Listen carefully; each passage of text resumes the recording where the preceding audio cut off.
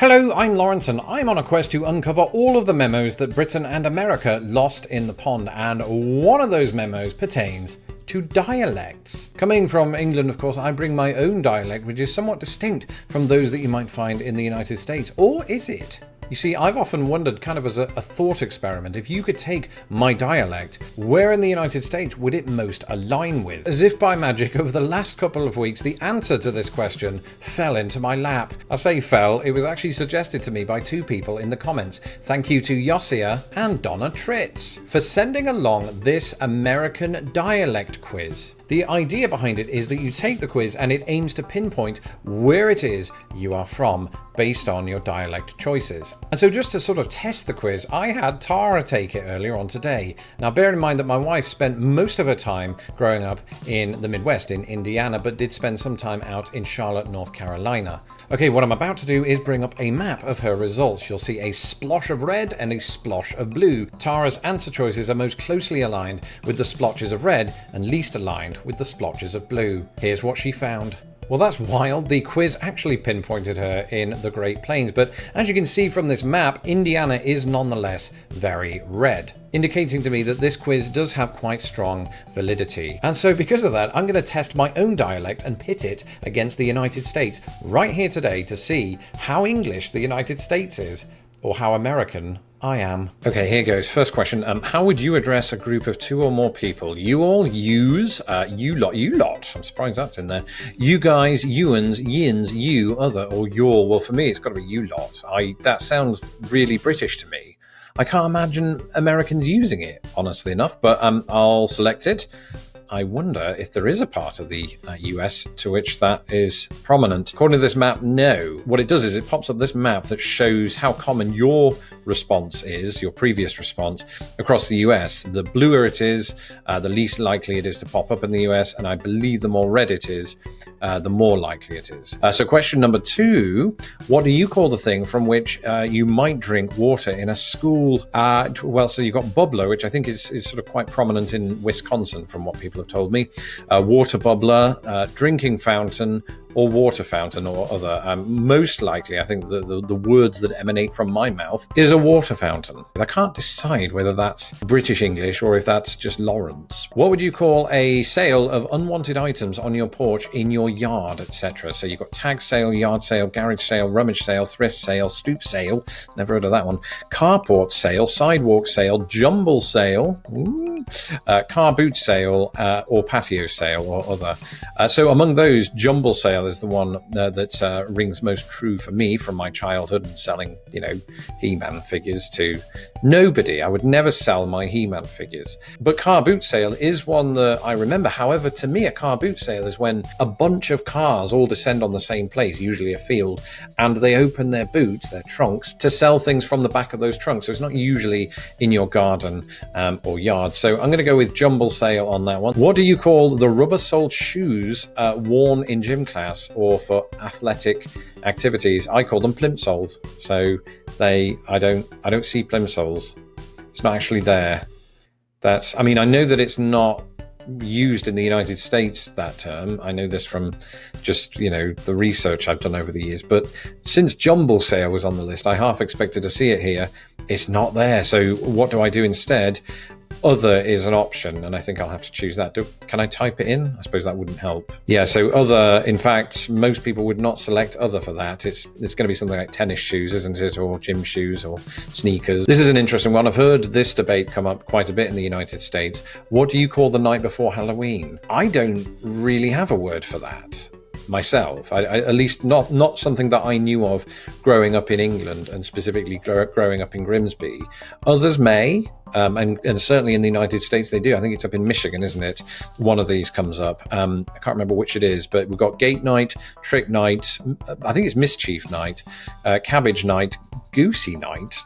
What is that? Devil's Night, Devil's Eve. I have no word for this. I think there is my option. That puts me in line with most of the United States of America, apparently. But yes, as I said, Michigan does indeed have a term. Let me know in the comments below if you're from Michigan and what you call it. And if anyone else who's watching this calls it something, because I just don't and never have. Okay, how do you pronounce the words Mary, Merry, and Marry? I pronounce them all differently. But let's see. All three are pronounced the same. No. All three are pronounced differently. Yes, that is me. What is the distinction between dinner and supper? Interesting one, this. Supper is an evening meal. Dinner is eaten earlier. It depends where we're going with this. Let's see. Supper is an evening meal. Dinner is the main meal. That's how I define it. When I was a kid, I'd have my dinner, my evening meal, the main meal, as it says here. But sometimes I might help myself to some chips from the Chinese, so if my dad had brought me some, which I remember happening a couple of times. And that was referred to as supper. That could be my family. That might not just be Britain. It might also just be Grimsby. Don't know. Don't know how regional that is in the United States. I suppose I'm about to find out. Not that regional at all. It looks like most people don't define it that way in the US. Interesting. Okay, I'm not going to be that American, am I? Yeah, I might be discarded to the Atlantic at this rate. Do you pronounce cot and court the same? No, I do not. I did not partaketh the cot-court merger. So those are different for me. They are, of course, different for pockets of the United States, as you can see from that map. Here's an interesting one. How do you pronounce aunt? As in, your auntie. Some people in the United Kingdom would say aunt. I do if I want to sound smart. But if I'm rushing things, I say aunt, because that's the northern in me. And the options, of course, with the vowel, as in R, or to sound like ant. It's that. So my aunt sounds like an ant. She's not as strong as an ant. And of course, most of the United States agrees with me. Right on, as you say in America. Do you still say that? I mean, it's an old term now, isn't it? What do you call an easy high school or college class? I don't know. Gut, crypt course, crip course, bird, blow off, meat, or other. I don't have a word for that, but that's not an option this time. So I guess I'll go with other. Just say my other option is easy class. What do you call the long sandwich that contains cold cuts, lettuce, and so on? It's sub for me, just because of Subway. But I see these other options, which I know to be regional. I'm not in those camps. I'm merely a sub. Not as in a substitute. That's a soccer term. Or it could be an educational term, substitute teacher. What do you call a drive-through liquor store? That, I don't even know what that is. I've not encountered those in Chicago thus far, but then again, we don't drive here, so that's probably why. But then I don't remember them in Indiana. We always walked in. There's something more personal about that, isn't there, I suppose? Okay, well, brew-through, party barn, bootlegger, beer barn, beverage barn. No, don't know any of those. I'm going to have to go with I've never heard of such a thing. Is that controversial? It might be. I don't know. I'll do it and we'll see if anyone agrees. Looks like there's agreement on the West Coast, and if you look at the map, agreement in Indiana and Chicago. So they're obviously not that prevalent in those necks of the woods. There's always going to be exceptions, of course, but we will see. What do you call the small freshwater lobster found, or often found, in lakes and streams? Is it crawfish, crayfish, crowfish, crawdad, mudbug? That sounds disgusting. I wouldn't eat that. Or I have no word for this critter.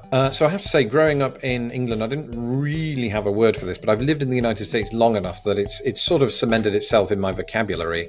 I think I'm most likely to say crawfish, and that's just because of the menu options that I see in these neck of the woods. I don't know if crawfish is uniquely particular to this part of America. I guess we're about to find out. Actually, apparently, it's not unique to... in fact, it's unique to the South, mostly. That's weird. Why do I normally find that on menus? Maybe they're just trying to be southern. Oh, it's because I've eaten a lot of yats in Indianapolis, which is modeled after Creole food in Louisiana. So that's probably why. Okay, next one. How do you pronounce the first syllable in lawyer? Apparently like that. Rhymes with boy, yes, or rhymes with flour. So no, it's the first one. Rhymes with boy. And that is like a lot of the top portion of the United States. Interesting. Okay. So what do you call the insect that flies around in the summer and glows in the dark? So we don't have those in the United Kingdom, as far as I'm aware. They're hard to miss. I know them as lightning bug and firefly, I think. Those are the two main options here. Well, in fact, option number 3, I use lightning bug and firefly interchangeably. I think I have since moving to the US. And once again, since I've lived here long enough now, that is a cemented part of my vocabulary. And so I'll choose that. I'll go with that. How does that play into the map in general? Most people don't. They choose one or the other, apparently. That's wild, guys. Come on. Have some flavor to your words. I don't want to think of insects and flavor at the same time. How do you pronounce crayon? Like that. With one syllable, which rhymes with man, or with 2 syllables, and it sounds like crayon. That's very American. I suppose that's closest to what I would do, but mine's more crayon, not crayon. So I've got to be honest here, haven't I? I can't sort of cheat the system to try to be more American. So we'll see. I believe I'm going to go with other because I don't see my option there. What do you call something that is across both streets from you at an intersection or diagonally across from you in general? Kitty corner. Oh, so it's this word, of which there are many variants in the US. Don't have it in the UK. This is in fact an American coinage. But you got kitty corner, catty corner, kitty cross, kitty wampus. That's my favorite. But in general, I don't use these terms. They've not sort of entered my vocabulary. And in fact, my option is right there. I would use only diagonal. Come on, there must be more Americans that use diagonal than this map suggests. Interesting. Let me know in the comments below what you say. I'd be very interested to see which regional differences come up there. What do you call the area of grass in the middle of some streets? What? Boulevard, midway, traffic island, neutral ground. I have no word for this. Median or other. Yeah, I suppose I would call it a median. But then again, I think that's been influenced by living in the US. I think I learned that term. I learned it from my grandfather-in-law as he was trying to teach me how to drive. He failed. I failed. It wasn't his fault. I'm going to go with median. What do you call it when rain falls while the sun is shining? I don't think I have a word for that. Sun shower. The wolf is giving birth. This is graphic. The devil is beating his wife. That's even more graphic. What is that? Monkey's wedding. Just fox's wedding, pineapple rain, liquid sun. I have no term or expression for this. I'm going to have to choose that one. Who says these things? Let's have a look. Wow, it's varied across the US, but most of the US does agree with me. It looks like it's just the South that does not, and parts of the North too. How do you pronounce the second syllable of pajamas? Very much like that. So with the vowel as in jam, or with the vowel as in palm. The second one. What do you call the small road parallel to the highway? What does that? I don't drive, so that again, this could be bias here against this answer. But frontage road, service road, access road. I've heard of access road. I think I'd probably say that if I was, pushed for something to say. Feeder road, gateway. We have them, but I have no word for them. I'll go with access road because I've definitely heard of it. I think I'd be encouraged to use it now that I'm apparently slightly Americanized. What do you call the large wild cat native to the Americas? So there's mountain lion, cougar, puma, mountain cat, panther, catamount, mountain screamer. Are you sure that's a cat's name? That painter or other? I've heard of cougar being, indigenous to the Americas. All of these presumably are. They don't surely describe the same type of cat, though. I'll go with cougar just because I've heard it en masse in the US, and I've certainly used the word. So cougar, that's more likely to be heard up toward the Pacific Northwest. How do you pronounce bean? Just like that. With the vowel as in sit, as in see, or as in set. It's definitely as in see. That's very rare in the United States, and I remember that because when I first moved to the United States, I was brought up on it by my father-in-law, who noticed it. Nobody has since, weirdly enough. Maybe I've stopped doing it. Bean. No, I do. If I'm in a hurry, I will say bin. Like if it's a sentence that flows together very fast, then bin might come out. I should have probably put that now that I think about it. Anyway, do you call the sweet spread that is put on a cake frosting or icing? I call it icing. Yeah, because I think that's the usual term in British English in general. Okay, and then finally, what do you call a big road on which you drive relatively fast? Is it a highway, a freeway, a parkway, turnpike, expressway? There's a lot of options, basically. One option that seems to be absent from this is motorway. Let's go with other. That's all I have available to me. Okay, that was a lot of fun. The quiz is over, but now it is time to reveal the results. Which 3 cities in America is my dialect most closely aligned to? Is it the East Coast, which, we've seen has quite a high concentration of English ancestry? Is it Utah that has the highest concentration of English ancestry? Or have I become Americanized? Without further ado, here are the 3 cities with which my dialect is most closely aligned. Well, there you have it, a happily surprising outcome. This quiz aligned my dialect most closely with the south of the United States. And perhaps we shouldn't be too surprised by that. A lot of the linguistic elements that shape the south harken back to Elizabethan England. And as you can see from the map, the 3 cities that I most closely align with are Memphis, Tennessee, Birmingham, Alabama, and Atlanta. Now, it looks like that the reason that Atlanta is specifically included is that the word access road is apparently common there. That's not something I knew before today. Don't even know if it's common in England. I know I've heard it before. I know I've even said it before. And so that is why I am like that with Georgia's capital. As for the South in general, it looks like it comes down to how I pronounce pajamas. Apparently, we have that in common.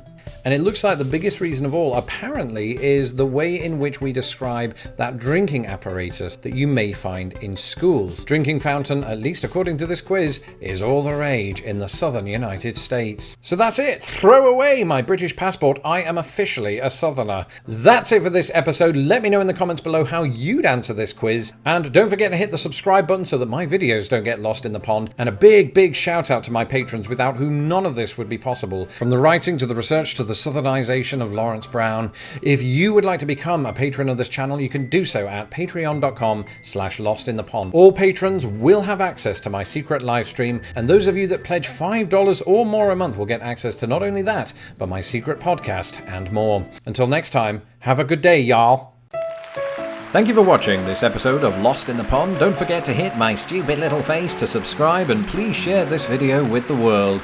Hit me up on Twitter, Instagram, and Facebook, and if you would like to support this channel, please do so at patreon.com/lostinthepond.